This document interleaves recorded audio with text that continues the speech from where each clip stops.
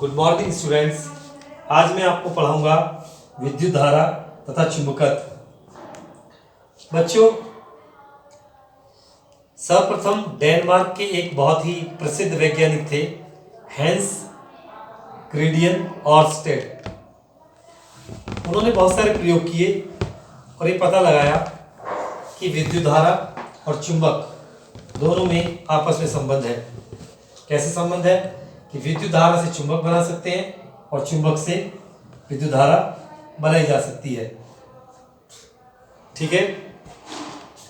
उन्होंने ये बताया कि कोई भी धारावाही चालक, जिसे आप बिजली का तार कहते हैं, धारावाही चालक, इसे विज्ञान में धारावाही चालक कहेंगे, आम भाषा में बिजली का तार कहते हैं।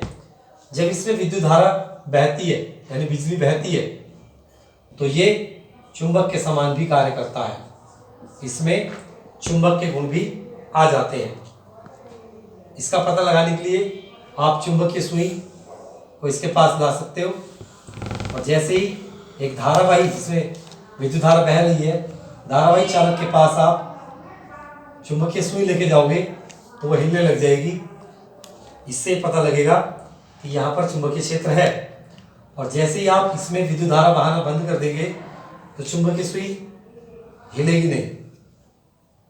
तो इससे हमें ज्ञात होता है कि जब किसी तार में या चालक में विद्युत धारा हम प्रवाहित करते हैं, तो वो चालक चुंबक के समान कार्य करने लगता है। ठीक है। तो इसे हम कहते हैं विद्युत धारा का चुंबकीय प्रभाव। समझ में आया होगा क्या कहते हैं इसे हम? विद्युत धारा का चुंबकीय प्रभाव। अब इसके बाद मैं आपको पढ़ाता हूं विद्युत चुंबक। तो बच्चों, यदि लोहे का कोई बेलनाकार पाइप है और इस पर मैं विद्युत तार लपेट दूं और उसे बैटरी से जोड़कर इसमें विद्युत धारा प्रवाहित करूं, तो आप देखेंगे कि ये जो छड़ है ये चुंबक के समान कार्य करने लग जाती है, जिसे हम विद्युत चुंबक या इसको हम धारावाही परिनालिका, इसे हम धारावाही परिनालिका कहते हैं। अब विद्युत चुंबक के उपयोग क्या है?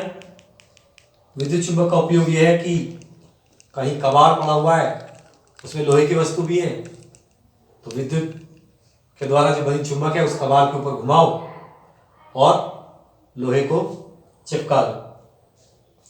और इसका प्रयोग, विद्युत चुंबक का जो प्रयोग होता है वो टेलीफोन में, पंखे में और मिक्सर ग्राइंडर में, कपड़े धोने की मशीन में और चुंबकीय पदार्थों की पहचान करने में, ठीक है, इनमें होता है।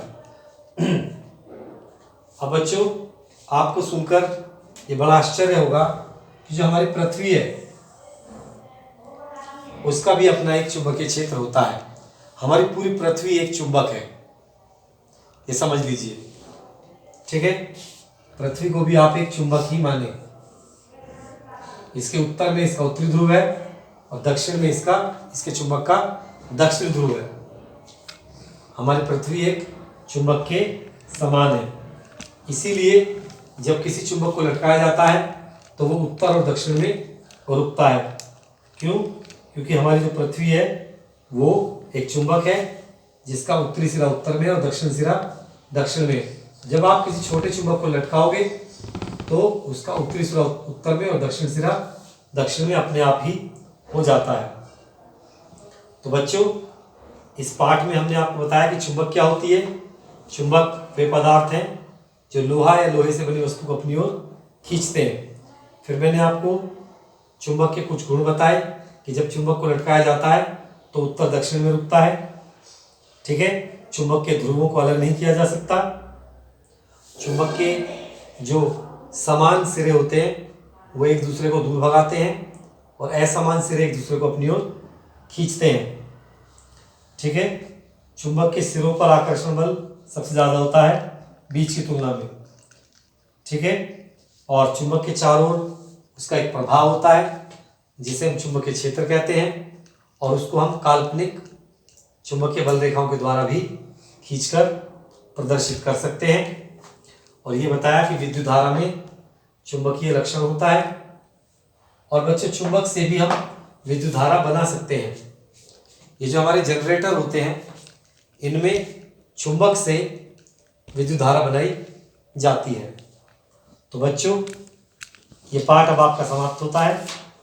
इस पाठ में जितने भी टॉपिक थे मैंने पढ़ाए, आप किताब से भी एक बार ढंग से पढ़ लेना, और जो बात समझ में ना आए वो आप मुझसे पूछ सकते हैं। नमस्कार, धन्यवाद।